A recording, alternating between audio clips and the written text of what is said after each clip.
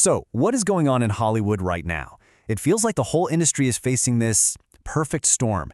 We're talking about shaky corporate deals, a real disconnect with its audience. It's a period of serious turmoil. So, today we're going to break down what's really happening in Tinseltown.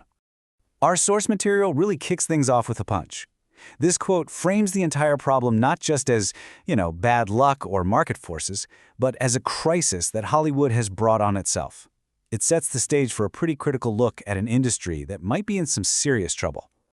Okay, so what does this crisis actually look like? What are the signs? First up, let's dig into the symptoms, the really clear warning signs that something is wrong, from what the industry's own magazines are saying to what the box office numbers are telling us. And look, this isn't coming from some outside critic. This quote is from The Hollywood Reporter, which is basically the industry's paper of record. They're seeing a huge drop in production, fewer shows are getting greenlit, and there's this feeling that the golden age of TV, well, it might be over. And it's not just about what's being made, it's about where it's being made. For 100 years, LA has been the absolute center of the film world, right? But now the data shows a really sharp drop in filming there. It points to this huge shift in the business, and it's threatening the very identity of Los Angeles. Of course, you have to look at the audience, and the story there is pretty clear.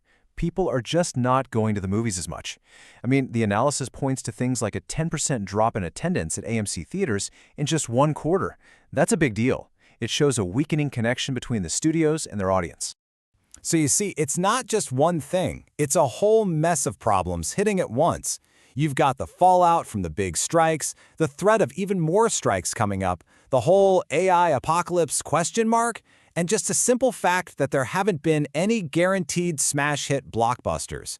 It's a true perfect storm.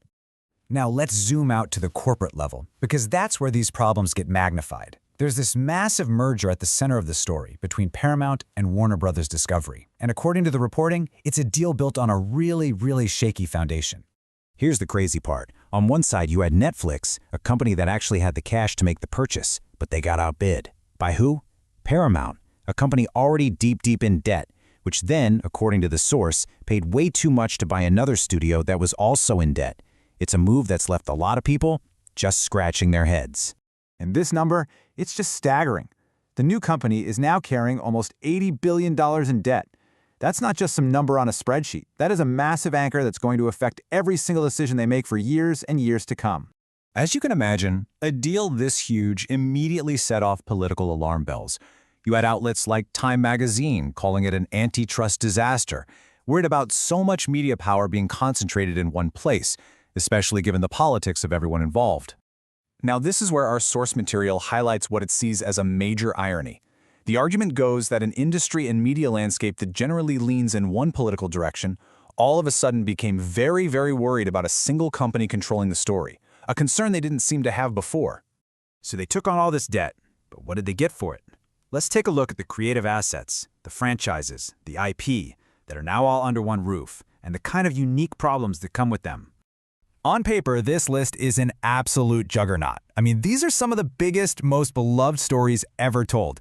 The potential seems endless, right?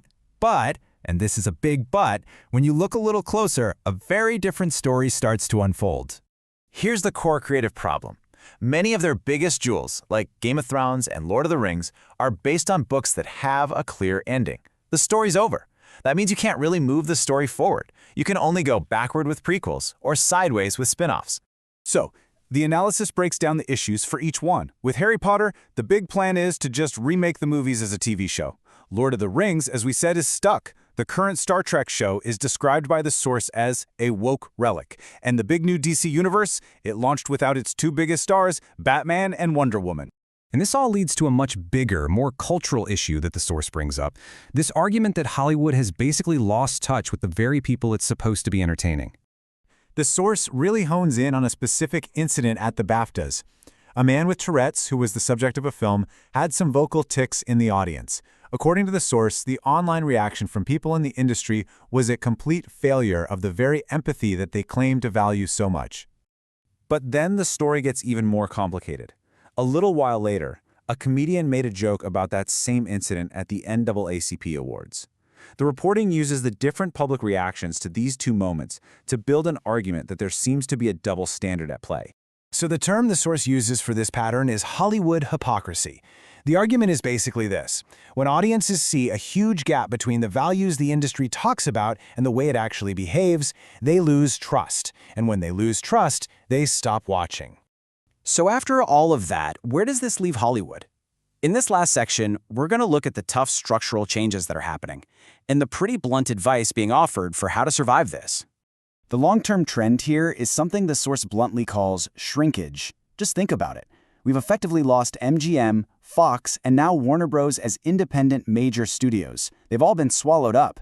That means fewer companies, fewer different creative voices, and a lot less competition. And at the end of the day, it all comes back to the money. The industry's biggest players are just built on a mountain of debt. You've got the new Paramount/Warner Bros. Combo owing almost $80 billion, and even Disney is carrying over $46 billion. That is not a stable foundation for any industry, let alone a creative one. So after laying out this whole giant mess, the financial problems, the creative dead ends, the cultural disconnect, the source offers one final, pretty direct piece of advice. It argues the only way out is for the industry to get back to basics, to just shut up and create. And that leaves us with the big, multi-billion-dollar question. Hollywood has been through tough times before and always managed to bounce back. But with all these things hitting at once, the tech disruption, the massive debt, and this deep cultural divide, is this just another dip, or are we watching a permanent decline?